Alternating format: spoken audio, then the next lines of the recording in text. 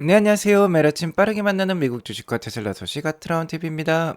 제가 토요일 아침은 좀 휴식을 취하고요. 좀 늦게 올리고 있어요. 이 점은 양해 바라겠습니다.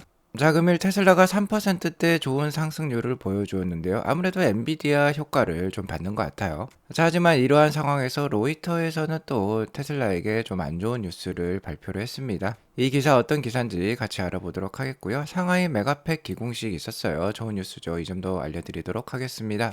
3대 지수 현황부터 먼저 간략히 살펴보고 가도록 할게요. 나스닥이 오늘 1.1% 오르면서 다시 한번 역사적 신고가를 갱신을 했습니다. 하지만 17,000선은 아직 넘어서지는 못한 모습인데요. 16,920까지 오르는 좋은 모습의 이 뒷배경에는 역시나 엔비디아의 실적 발표가 있었죠. 엔비디아는 전년 대비 급증한 매출과 EPS를 발표를 했고 무엇보다도 2분기 가이던스가 좋았다라고 말씀을 드렸습니다. 자, 그간 올해 나스닥 주가의 성장은 엔비디아의 상승과 함께 했다라고 볼 수 있겠습니다. AI 주식들의 상승으로 나스닥이 다시 한번 좋은 분위기를 연출하고 있는데요. 제가 지난 고점이었던 16,500 정도를 넘어서기 시작하면은 더욱더 상승세에 좋아질 수 있다라고 말씀을 드려왔고 지속해서 달리는 말에서 일찍 내려올 필요가 없다라고 말씀을 드렸습니다. 계속해서 엔비디아 실적뿐만 아니라 AI와 관련된 주식들의 실적을 살펴보면서 기업들의 실적이 계속 오른다라고 하면은 계속해서 가져갈 필요가 있겠죠. 다만 주가가 다시 한번 51선을 깨고 내려온다라고 하면요. 좀 주의해서 투자해 볼 필요도 있겠습니다. 자, 왜 그러냐면 최근 중국 증시라든지 홍콩 증시라든지 신흥시장의 성장도 무시할 수 없어요. 최근 10년 동안 미국 증시가 크게 올랐다라고 하면은 신흥시장은 그렇게 잘 오지 못했습니다. 글로벌 투자 자금이 미국에서 신흥시장으로도 옮겨갈 수도 있기 때문에 미국의 지속적인 상승이 계속되리라는 법은 없어요. 물론 엔비디아와 AI 주식들의 실적이 계속 좋다라고 하면은 미국 증시도 계속해서 상승할 수 있을 것으로 판단이 되는데 이런 기업들과 함께 신흥시장의 주가도 같이 살펴보면서 계속 투자를 해나가 볼 필요가 있을 것 같습니다. 자, 그리고 금일 상승은 미시간대 5월 소비자 심리 지수가 어느 정도 긍정적으로 작용한 것으로 판단이 되는데요. 장 시작과 동시에 30분 만에 이 미시간대 5월 소비자 심리 지수가 발표가 되었는데 6개월 만에 최저치를 기록을 했습니다. 계속해서 이어진 고금리와 고인플레이션 상황 때문에 소비자들의 심리가 좀 내려왔다. 즉, 소비자들이 지갑을 좀 닫으려고 하는 움직임이 나오는 것 같다라는 것인데요. 자, 그렇게 되면 인플레이션도 좀 낮아질 수 있고요. 이에 따라서 미국 기준금리 인하 가능성도 더 올라간다라고 볼 수 있겠습니다. 그러한 점이 오늘 좀 역할을 한 것 같아요. 자, 금일은 AI와 관련된 주식들 좋았습니다. 테슬라도 3.17% 올랐고요. 반도체 지수도 괜찮은 모습 보여주었습니다. 다만 아직까지 9월달 금리 인하 확률은 50%로서 그렇게 높은 수준은 아니에요. 한때 70%를 넘기기도 했지만 현재 50%대까지 내려오면서 추 고용이라든지 인플레이션 상황들 그 지표들 살펴볼 필요가 있을 것 같고요.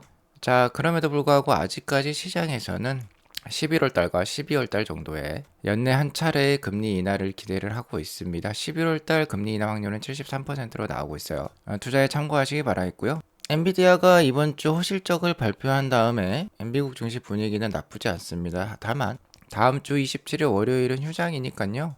이러한 상승세가 잠깐 쉬어갈 수도 있겠죠. 다음 주 그리고 31일 금요일에 4월 PCE 지수 발표가 있습니다. 미국 CPI 4월달 지수가 좀 낮게 나온 만큼 이것도 좀 낮아질 것으로 예상이 되고 있는데 낮게 나온다라고 하면은 역시나 금리 인하 기대감 더 올라갈 수도 있겠죠. 나오면은 같이 알려드리도록 하겠고 그 전에도 일단 예상치는 알려드리도록 하겠습니다.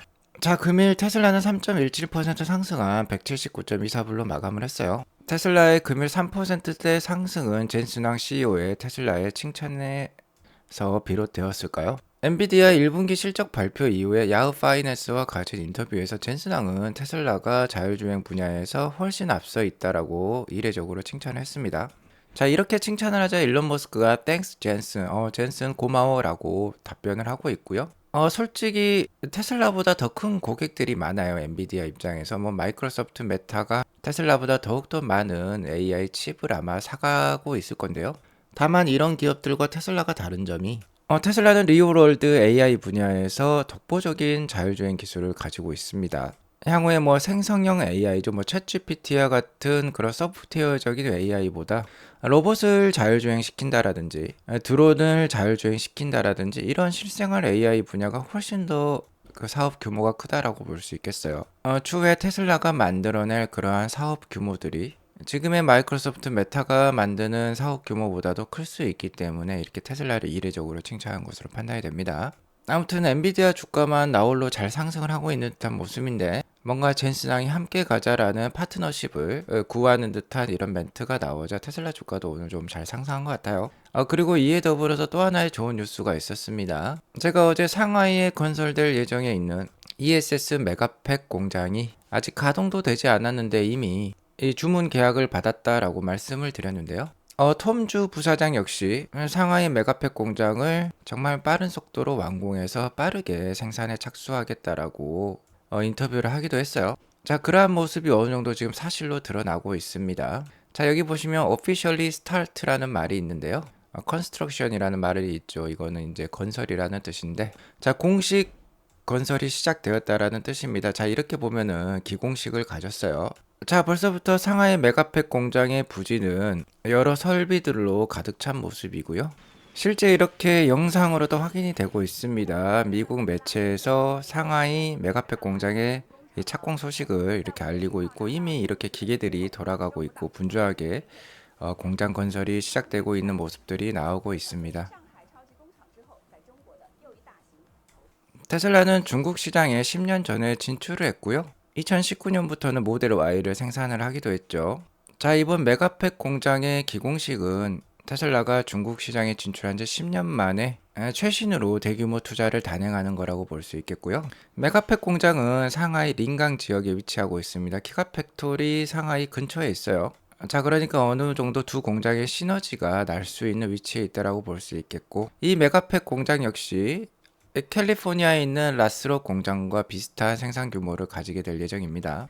연간 10,000개의 메가팩 배터리 생산 용량을 보유하게 되고 이는 40GWh 용량에 해당한다라고 말씀을 드려왔습니다. 캘리포니아 라스로 공장도 40GWh의 용량을 가지고 있죠. 자, 그리고 무엇보다도 중국은 미국과 다른 속도를 가지고 있어요. 여기 보시면 톰주 부사장도 있는데 최근에 사이버 트럭이 기가 텍사스에서 잘 나오고 있습니다. 톰주 부사장이 미국에 가면서 사이버 트럭이라든지 모델 Y라든지 생산 공정을 어느 정도 그 완성도를 높이고 지금 중국으로 다시 돌아와서 상하이 메가팩토리 공장에 이제 전념을 할 것으로도 판단이 되는데요. 2025년 1분기에 메가팩 배터리 생산을 시작한다라고 합니다. 자, 이제 착공에 들어간 듯한 모습인데요. 1년도 채 되지 않은 상황에서 첫 번째 메가팩 배터리를 생산한다라고 하니까 정말 빠른 속도라고 볼 수 있겠죠. 자, 이렇게 테슬라 관련된 좋은 소식이 있었기 때문에 오늘도 주가가 좀 상승을 한 것 같은데요. 뭔가 주가가 좋다라고 생각하면 항상 반기를 드는 언론이 있으니 바로 로이터가 되겠습니다. 로이터는 최근 몇 달 동안 상하이 공장이 모델 Y 생산량을 크게 줄였다라고 보도를 하고 있는데요. 중국 자동차 제조협회에서 내보낸 이 수치를 보면 어느 정도 사실인 것도 같습니다. 자, 중국 내 모델 Y 생산량은 그러니까 기가 상하이의 생산량이죠. 전년 대비 3월 달은 17.7% 하락을 하고요. 4월 달은 33%나 감소를 했다라고 해요. 뭐 제조협회에서 발표한 수치니까 우리가 가짜라고 말하기는 힘들 것 같습니다. 자, 이러한 수치들을 보니까 좀 이상한 낌새를 알아차리고 로이터가 아무래도 테슬라를 잘 알고 있는 몇몇 소식통과도 접촉을 한 것 같아요. 그러니까 3월부터 6월까지요. 기가 상하이 공장에서 모델 Y 생산량을 최소 20% 줄일 계획이 나왔다라고 합니다. 일단 1월부터 4월까지 테슬라 차이나가 중국 내수 시장에 판매한 수치는 16만 3천 대 수준으로서 전년 동기 대비 7.64%만 감소한 수치예요. 근데 왜 모델 Y 생산량을 20%나 줄인다라고 하니까 의아하다라고 볼 수 있겠는데, 자, 이와 관련해서 테슬라는 특별히 논평을 하지는 않았습니다. 그리고 로이터도 기사 말미에 테슬라는 2024년 여전히 200만 대 생산 목표를 가지고 있다라는 점은 변함이 없다라고는 얘기를 하고 있어요. 자, 아직까지 6월까지 기가 상하이 공장의 모델 Y 생산량이 줄어들지는 확실하진 않습니다. 다만 6월 5일 이후부터는 이게 좀 확실하게 될 수도 있어요. 제가 전에 방송에서 EU죠. 그러니까 유럽에서도 중국 업체에 대해서 관세를 부과할 수도 있겠다. 그게 바로 6월 5일이에요. 중국 역시 유럽에서 수입되는 차량의 25% 관세 부과를 고려 중에 있는데 유럽 역시 6월 5일에 중국에서 생산되는 차량에 뭐 25% 정도 관세를 부과한다라고 하면은요. 역시나 기가 상하이는 유럽으로 수출을 많이 하고 있는데 거의 생산량의 절반 가까이 지금 유럽으로 수출을 하고 있는데 이렇게 관세가 올라가게 되면 유럽 판매량이 뚝 떨어질 수 있습니다. 그러면 대부분의 생산량을 중국 내수에다 팔아야 되는데 쉽지 않을 수 있죠. 그러니까 자 미리 생산량을 줄일 수도 있겠습니다. 그러니까 로이터의 이 보도가 사실로 드러날 수도 있어요. 아무래도 6월 5일 이후에 어느 정도 확정적인 소식이 나올 수도 있겠습니다. 역시나 이런 소식들을 보면 자동차 관련 주식들은 경기에도 민감하고요. 정치에도 상당히 민감해요. 워낙 자동차 산업의 고용 규모가 크기 때문에 국가 기관 산업이라 볼 수 있기 때문에 정치적으로도 많이 좌지우지 되기 때문에 쉽지 않은 것 같습니다. 이러한 이유 때문에 이제 테슬라 주가 최근 2년간의 매그니퍼센트 7 주식들과 비교를 해보면 역시나 주가 상승률 좋지 않아요. 최근 2년 동안의 주가 움직임을 보면 테슬라는 27% 하락을 할 때, 자 엔비디아는 524%나 올랐고요. 메타는 180%, 자 QQQ 나스닥 100 지수죠. 55% 올랐습니다. 구글과 애플도 약 30%대 좋은 모습의 상승률을 보여주었는데 테슬라만 마이너스예요. 하지만 뭐 돌이켜 또 생각을 해보면 현재 테슬라는 이런 기업들과 비교가 되고 있고 매그니퍼센트 7으로 묶여 있어요. 아무래도 공부 잘하는 다른 경쟁 친구들이 이렇게 치고 나가면 원래 공부 잘했던 친구들도 자극을 받아서 더욱더 공부를 열심히 하게 돼서 따라가는 법이죠. 그런 거랑 비슷하다라고 볼 수 있겠습니다. 다른 주식들이 잘 올라가면요. 테슬라도 그만큼 올라갈 룸이 커진다라고 보시면 될 것 같아요. 물론 투자에 있어서는 기회비용이 발생한다라고 볼 수 있겠지만 자 그렇게 허탈한 감정은 많이 느끼실 필요는 없을 것 같습니다. 자 왜 그러냐면 테슬라에게도 강력한 무기들이 계속해서 나오기 때문이에요. 여기 일론 머스크의 표현에 의하면 앞으로는 자동차를 타는 것이 엘리베이터를 타는 것과 같게 될 것이다 라고 얘기를 하고 있습니다. 이 사이버캡 그러니까 로보택시에 대한 자신감이 계속해서 충만한 것 같아요. 최근에 주주들에게 주총 투표 동료 영상을 올린 테슬라인데 여기에 몇몇 비밀이 감춰져 있었죠. 바로 로보택시에 관련된 정보들이었는데 이렇게 베일에 쌓인 로보택시의 모형을 볼 수 있었고요. 로보택시의 내부 사진도 나왔었습니다. 내부 렌더링 컨셉 이미지라고 볼 수 있겠고 여기에 보면은 걸윙 도어가 있어요. 그러니까 이렇게 도어가 위로 올라간다 라고 보시면 될 것 같고요.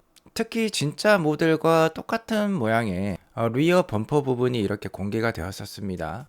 그래서 아무래도 이러한 디자인이 거의 확정인 것 같아요. 자 그리고 모델 2보다 로보택시를 우선한다라고 얘기를 했던 테슬라와 일론 머스크죠. 아마 모델 2와 로보택시는 모양이 다를 것 같습니다. 원래는 같은 모양일 것이라고 많이들 생각을 했는데 로보택시가 이렇게 2인승으로 나올 것으로 예상이 되니까 아마 모델 2는 이것보다도 좀 더 뒤가 긴 아마 4인승의 세단이라든지 해치백이 될 것 같아요. 현재 테슬라 주가는 아직까지 차량 판매에만 연동이 되면서 좋지 않은 모습입니다. 차량 가격을 최근 2년 동안 계속해서 어느 정도 하락을 시켜왔고 판매량은 지속 상승을 했지만 차량 가격 인하폭이 워낙 컸기 때문에 지금 EPS가 이 빨간색 선처럼 계속해서 하락하는 모습이에요.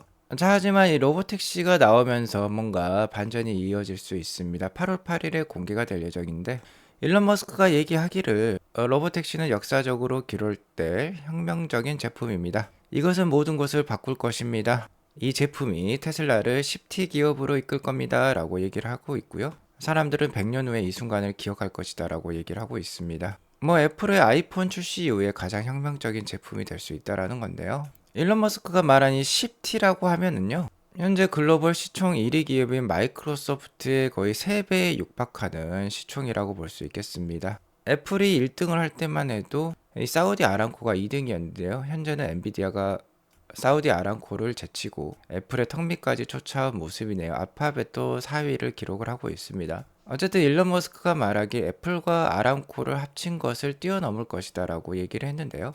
현재 테슬라의 시가총액은 14위입니다. 글로벌 14위로서 570빌리언 정도를 보여주고 있는데 이 두 개를 합친 것을 뛰어넘으려면 현재 주가보다 8.4배가 올라야 돼요.